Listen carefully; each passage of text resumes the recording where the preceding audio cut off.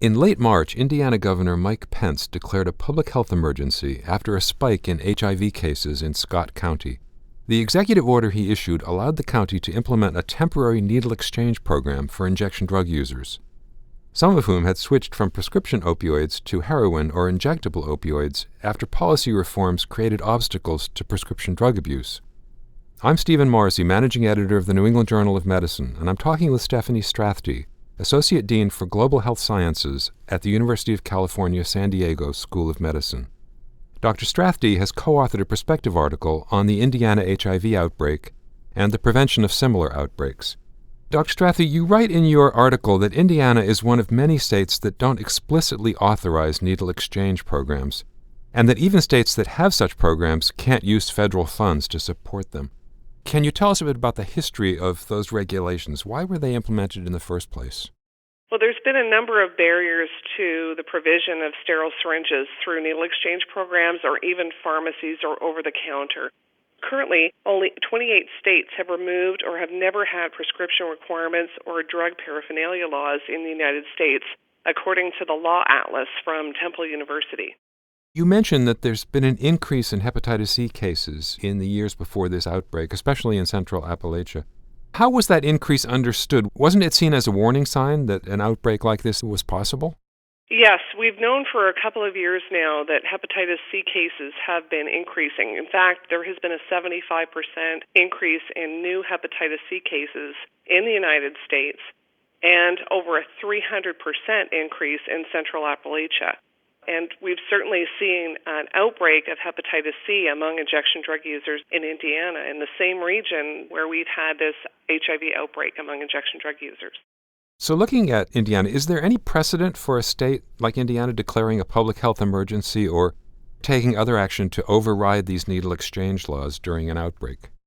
Well, there are many other ways to remove the barriers that exist for providing sterile syringes to injection drug users.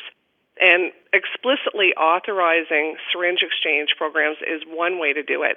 But unfortunately, that's only one possible way of dealing with the problem. When syringe paraphernalia laws and drug paraphernalia laws still exist, then there are barriers to people accessing syringes even when syringe exchange programs are legal. So, for example, in Indiana, it's still required now, even though syringe exchanges are legal, it still requires that someone provide their identification in order to purchase a syringe.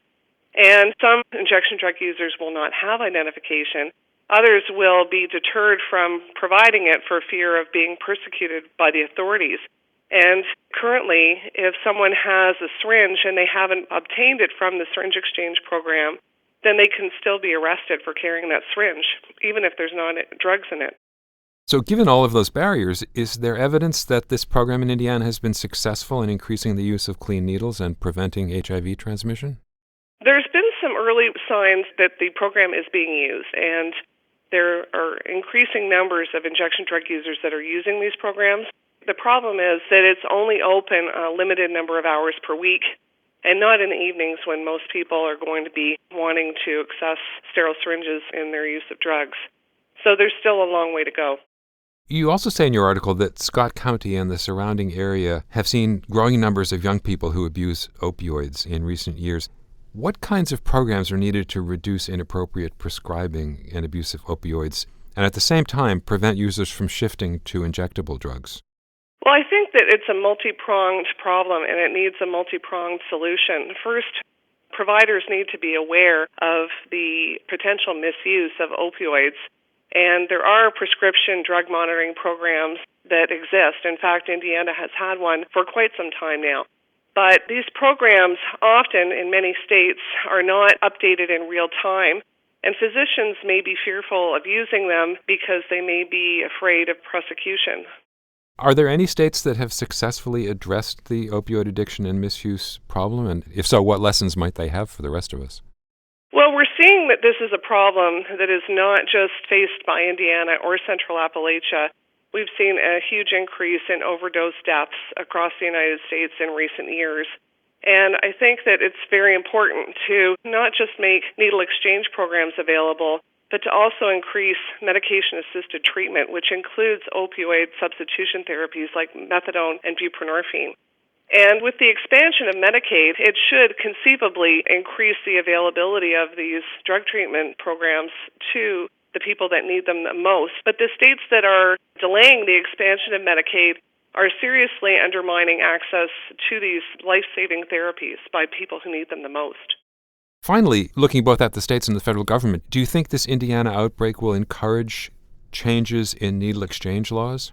I certainly hope it will. We have a federal ban on the use of federal funds to support needle exchange programs. There are 228 needle exchange programs around the United States. However, many of them are operating under the threat of closure, or if they're only supported through private funds. When they're operating as illegal programs, that means that the ancillary services that surround them, such as HIV and hepatitis C testing, referrals to drug treatment, naloxone treatment, all of these types of services are either unavailable or in very short supply. So there is a huge need to overturn the ban on needle exchange funding once and for all, and to also eliminate the syringe and drug paraphernalia laws that accompany them. Thank you, Dr. Strathdee.